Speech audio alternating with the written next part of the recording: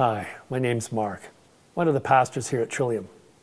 I wonder what Jesus was up to that day on Palm Sunday when he entered into Jerusalem.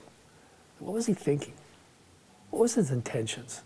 He must have known the hornet's nest he was walking into that day. You don't have to be the Son of God to figure that one out. And yet he makes the journey. I think the New Testament's summary of Jesus is in essence this: God is but love, and therefore so am I.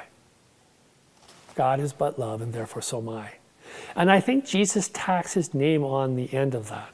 God is but love, and therefore so am I, Jesus. And so when he walks into Jerusalem, he's on the journey of love. He's living out what it means to say, I too am love, along with my Creator. And that takes him through the crowds of celebration and joy that accompany him on his journey into the city, the holy city. Jesus is walking the journey of love. He's walking the journey of love when he goes from the gates of Jerusalem up into the temple and overturns the money changers, and drives them all out, creates sacred space for those who are hurting and broken in life to find healing. It's the journey of love that takes him on a Thursday night to a sacred meal with his disciples. And it's the journey of love that takes him into the Garden of Gethsemane where he makes the final choice. He's on the journey of love when he stands before the Sanhedrin, the law court of the Jewish leaders. Jesus, is on the journey of love when he stands at the steps of Pilate's throne. Jesus is on the journey of love when he's nailed to a cross and when he dies, is buried. That whole week is called Holy Week, between Palm Sunday and Easter, because it is the journey of love. And it's a journey that he calls us to as well.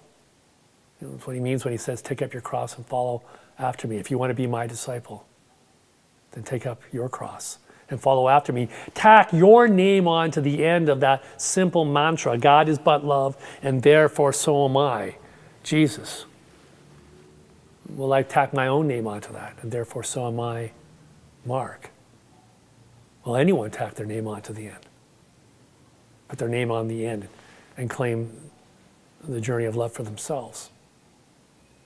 You know, Jesus shows us in that journey of love that it's not just one filled with celebration and joy, although it's an important feature of the route he walks. He experiences the celebration and joy of love. It's something that's a part of our journey, but he also shows us that the journey of love takes us right down the middle of hardship and suffering.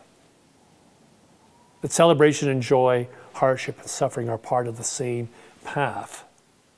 The world that we live in wants the celebration and joy part of love.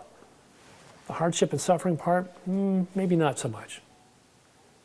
And yet the meat of love is actually found in the hardship and the suffering that we go through in life. At least it can be. If you love someone and you care about them and you committed yourself to them, then their life becomes your life and their suffering becomes your suffering. I've seen this journey play out many times. My friend Bob went through this journey with his wife Elaine. Initially, when she got sick, they weren't even that close anymore. They weren't that connected with one another. And yet she got sicker and sicker, and this caused Bob to have his own Gethsemane moment. Would he stay or go?